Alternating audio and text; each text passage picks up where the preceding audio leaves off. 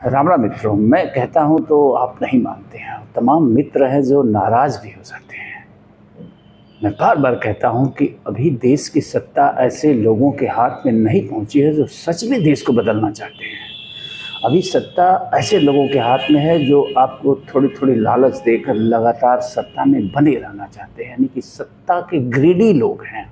लीजिए खुद मोदी जी को सुनिए। चुप बैठा हूं, इसका मतलब ये समझिए, गलती मत कीजिए मोदी को समझने की। अगर मोदी जिस दिन मुंह खोलेगा तुम्हारी 7 पीढ़ी के पाप निकाल करके रख दूंगा। सुना आपने? मोदी जी अभी चुप है। 11 साल से ये चुप है। आपने इनको चुप रहने के लिए सत्ता दी थी। ये खामोश है। अभी ये जगह नहीं है। अभी ये भ्रष्टाचार को दूर नहीं करना चाहते हैं।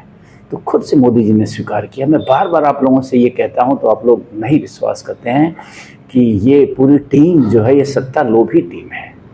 कुल 11 साल के कार्यकाल को आप देखिए।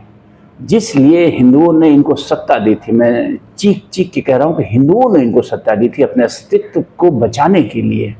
किया क्या इन्होंने? धारा 370 हटाने के सिवा, राम मंदिर का मार्ग प्रशस्त करने के सिवा इन्होंने किया क्या? क्या यही 2 काम के लिए ही इनको नियुक्त किया गया था? 11 साल का बेशकीमती समय देश ने इनको इसीलिए दिया था।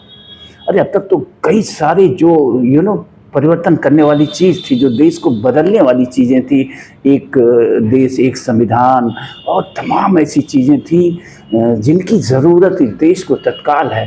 एक वर्शिप एक्ट है। सोचिए, भारत का बंटवारा इस आधार पे हुआ था कि हिंदू भारत में रहेंगे और हिंदुस्तान में वर्शिप एक्ट लगा दिया कांग्रेस ने। वर्शिप एक्ट यानी कि कोई पूजा स्थल जो जैसा है वैसा ही। आखिर क्यों भाई? हिंदुस्तान में हिंदू अपने मंदिर को क्यों नहीं तलाशेंगे? जो उनके पूर्वजों की बनाई हुई चीज़ें थी, जिन्हें तोड़ दिया था मुगलों ने, उसे वो क्यों रिकंस्ट्रक्ट नहीं करेंगे? क्यों इनको ये अधिकार से वंचित किया गया? क्या सिर्फ हिंदुओं ने ठेका ले रखा है सौहार्द के लिए? क्या हिंदुओं ने ठेका ले रखा है कुर्बानी की सारी कुर्बानियों के लिए? तो वर्शिप एक्ट जैसे नियम, इसको तो कब का सदन से खत्म कर देना चाहिए, खारिज कर देना चाहिए। और मैं तो ये कहूँगा कि सीधा सीधा एक गाइडलाइन बनाने की ज़रूरत है कि अंग्रेज़ों के आने से पहले, भारत में अंग्रेज़ों के आने से पहले जितनी बड़ी मस्जिदें हैं सबकी जांच कराई जाए।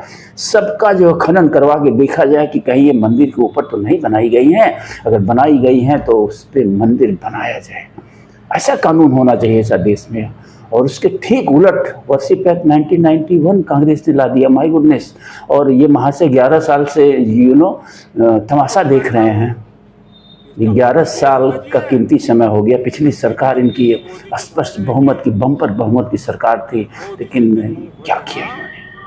तो ये प्रश्न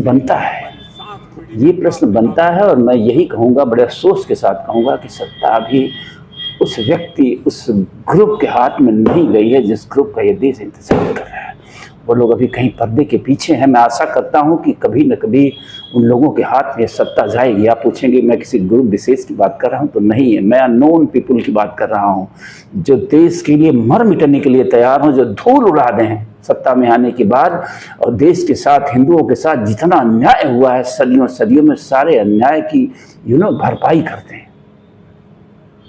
सारे अन्याय के लिए वो जवाब मांगे और उसके लिए पिनेंस करें हिंदुओं को। तो वो लोग हैं, कहीं ना कहीं ज़रूर हैं। मुझे उम्मीद है आज नहीं कल वो आएंगे। लेकिन एक चीज़ मैं आज विश्वास के साथ कह सकता हूँ मोदी जी को सुनने के बाद, वैसे मैं पहले से ही कह रहा हूँ कि ये लोग एक एक लॉलीपॉप दे के आपको 5-5 साल ही नहीं चाहिए, 50 साल सत्ता में रहना चाहते हैं। मरते दम तक ये कुर्सी से चिपके रहना चाहते हैं। एक एक लॉलीपॉप आपको देंगे। इन्होंने डिसीजन दे लिया कि एक लॉलीपॉप खिला के आपको 5 साल की सत्ता इनको चाहिए। ये ग्रीड है, सत्ता की ग्रीड ये है जो साफ साफ दिखती है। तो ये ग्रीडी लोग बहुत कुछ नहीं कर पाएंगे। एनीवे, पिछले वालों से बेहतर हैं, इसमें नहीं कोई दो राय है। लेकिन ये वो लोग नहीं हैं जो इस देश में एक क्रांतिकारी, एक अमूलचूल परिवर्तन ला पाए। मैं बड़े दावे के साथ कह रहा हूँ। ये मेरे व्यक्तिगत विचार हैं, ये कोई सामूहिक विचार नहीं है। व्यक्तिगत रूप से मुझे लगातार ऐसा ही लगता रहा है कि ये वो लोग नहीं हैं जो क्रांतिकारी परिवर्तन देश में ला सकते हों। देश की दिशा और दशा बदल सकते हों, ये वो लोग हैं जो सत्ता में बैठे रहेंगे और बस आपको लालीपाप चटाते रहेंगे समय समय पे, और आप उस लालीपाप को चाट के जयकारे गाते रहेंगे और देश ज्यों का त्यों रह जाएगा। 11 साल बाद जो धर्म के नाम पे जो युद्ध है, द्वंद्व है देश में, उसकी क्या स्थिति है आप बताइए, खुद देखिए।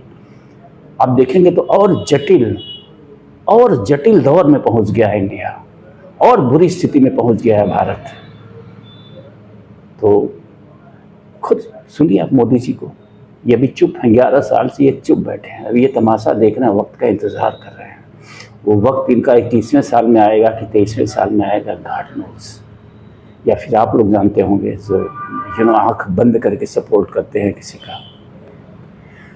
तो मैं यही कहूँगा कि let's wait for those who can change this country, who can just धूल उड़ा दे जितनी भी बर्बादी चीज़ें हैं, जो गलत कानून हैं, सबको मिटा दें और भारत को एक नई दिशा और दशा दें, जिससे आने वाले समय में भारत एक बार फिर से सोने की चिड़िया बन सके, समृद्ध हो सके और वैश्विक स्तर पे ये ऊंचाइयों को छुए।